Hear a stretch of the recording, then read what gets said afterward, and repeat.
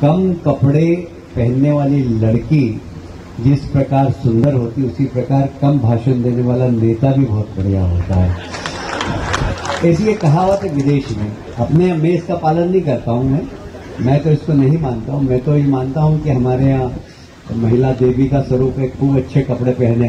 কৈলাস বিজয়বর্গীয় নামেই কৈলাস, কিন্তু ওই যে কৈলাস পর্বত থেকে যে মা গঙ্গা বেরোচ্ছেন, তাহলে তার মাথার উপরে কি আছে? তার মানে তার ভাষার মধ্যে কোনো শুদ্ধি, কোনো যুক্তি, কোনো সম্মান নেই। নমস্কার বন্ধুরা, আমার নাম ধ্রুবজ্যোতি সরকার। বিতর্কিত মন্তব্য করে ফের শিরোনামে বিজেপি নেতা কৈলাস বিজয়বর্গীয়। প্রকাশ্য মঞ্চে তিনি বলেছেন খোলামেলা বা ছোট পোশাক পরা মেয়েদের একেবারেই পছন্দ করেন না তিনি। পশ্চিমে এটা রেওয়াজ আছে, কম কথা বলা রাজনীতিবিদ ও খোলামেলা পোশাক পরা ওরা পছন্দ করে, কিন্তু ওদের এই সংস্কৃতির সঙ্গে আমি একমত নই।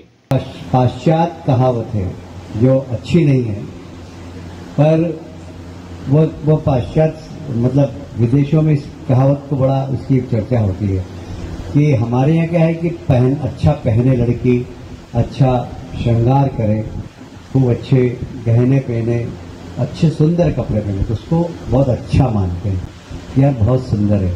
पर विदेश में जो कम कपड़े पहनती है ना उसको अच्छा मानते हैं, उनकी सोच है। तो ऐसा कहते हैं कि भाई कम कपड़े पहनने वाली लड़की जिस प्रकार सुंदर होती उसी प्रकार कम भाषण देने वाला नेता भी बहुत बढ़िया होता है। ऐसी ये कहावत है विदेश में। अपने में इसका पालन नहीं करता हूं मैं तो इसको नहीं मानता हूं। मैं तो ये मानता हूं कि हमारे यहाँ महिला देवी का स्वरूप है, खूब अच्छे कपड़े पहने। मेरे को तो कम कपड़े वाली अच्छी नहीं लगती है।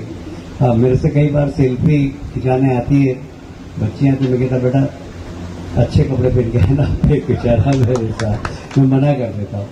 আমরা আমাদের মহিলাদের সম্মান করি এবং কৈলাস বিজয়বর্গীয় নামেই কৈলাস, কিন্তু ওই যে কৈলাস পর্বত থেকে যে মা গঙ্গা বেরোচ্ছেন, তাহলে তার মাথার উপরে কি আছে? তার মানে তার ভাষার মধ্যে কোনো শুদ্ধি, কোনো যুক্তি, কোনো সম্মান নেই।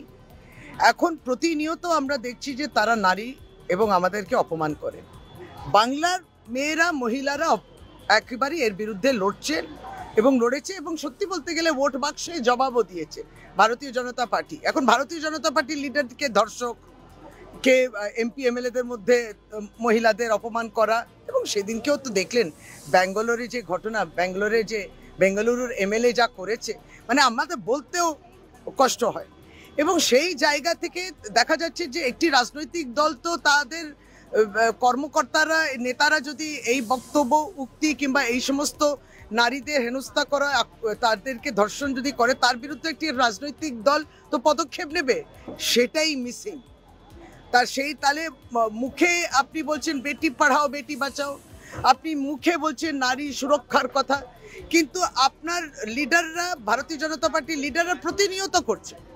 এবার যারা কংগ্রেসে ছিলেন গতকালকে, তারা আজকে ভারতীয় জনতা পার্টিতে গেছেন ওয়াশিং মেশিন, এবং তারপরে তারা মমতা বন্দ্যোপাধ্যায়কে যেভাবে কুৎসা করলেন, এর শেষটা বাংলার মানুষ নিশ্চয়ই ভোট বাক্সের মধ্যে জবাব দেবেন। এদের হাতে ক্ষমতা কেউ দেয়? এদের হাতে ক্ষমতা দিলে বাংলার নারীদের আর কি অস্মিতা থাকবে, কি ইজ্জত থাকবে, কি সম্মান থাকবে? বন্ধুরা, ভিডিওটি ভালো লাগলে দয়া করে লাইক শেয়ার করে দেবেন, আমাদের পেজটা ফলো করে নেবেন, আর আপনার মতামত কমেন্ট করে অবশ্যই জানান। ধন্যবাদ।